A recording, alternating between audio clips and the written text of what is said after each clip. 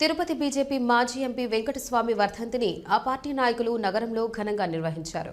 1999 ఎన్నికల్లో తిరుపతి పార్లమెంటు స్థానానికి బీజేపీ తరపున వెంకటస్వామి పోటీ చేసి గెలుపొందారు. ఆయన 5 ఏళ్ల పాటు ఎంపీగా విధులు నిర్వహించారు. 2012 సంవత్సరంలో ఆయన అనారోగ్యంతో మృతి చెందారు. ఆయన వర్ధంతిని పురస్కరించుకుని స్థానిక తపాలా కార్యాలయం వద్ద గురువారం బీజేపీ నాయకులు ఆయన చిత్రపటానికి పుష్పాంజలి ఘటించి ఘనంగా నివాళి అర్పించారు. ఈ సందర్భంగా బీజేపీ సీనియర్ నాయకులు గుండాల గోపీనాథ్ మాట్లాడుతూ వెంకటస్వామి తన ఎంపీ నిధులతో తిరుపతిలో అనేక అభివృద్ధి కార్యక్రమాలు చేపట్టారని గుర్తు చేశారు.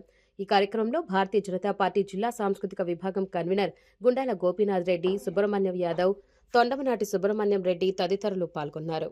తిరుపతి మాజీ పార్లమెంట్ సభ్యులు స్వర్గీయ వెంకటస్వామి గారి 13వ వర్ధంతి సందర్భంగా ఈరోజు భారతీయ జనతా పార్టీ ఆధ్వర్యంలో ఆయన చిత్రపటానికి పుష్పాంజలి ఘటించి ఘన నివాళి అర్పిస్తున్నాము.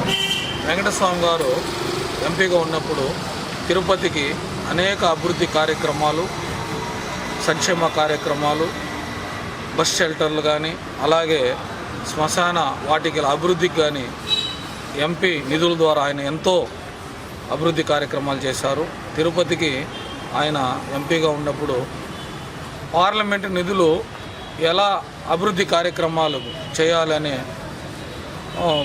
మొట్టమొదట నిధులని ఆ విధంగా అభివృద్ధి కార్యక్రమాలకు వెచ్చించిన పార్లమెంటు సభ్యులు వెంకటస్వామి గారు.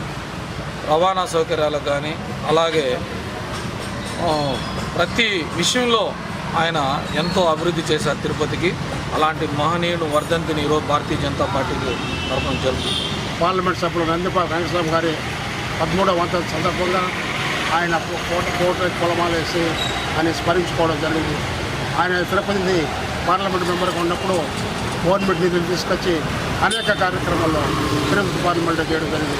ముఖ్యంగా అందులో శ్మశానాలు, మీటింగ్ హాళ్ళు, రోడ్స్, కనెక్టివిటీ రోడ్స్ ఇవన్నీ కూడా ఆయన నాయకత్వంలో తిరుపతి పార్లమెంట్లో జరిగినాయి.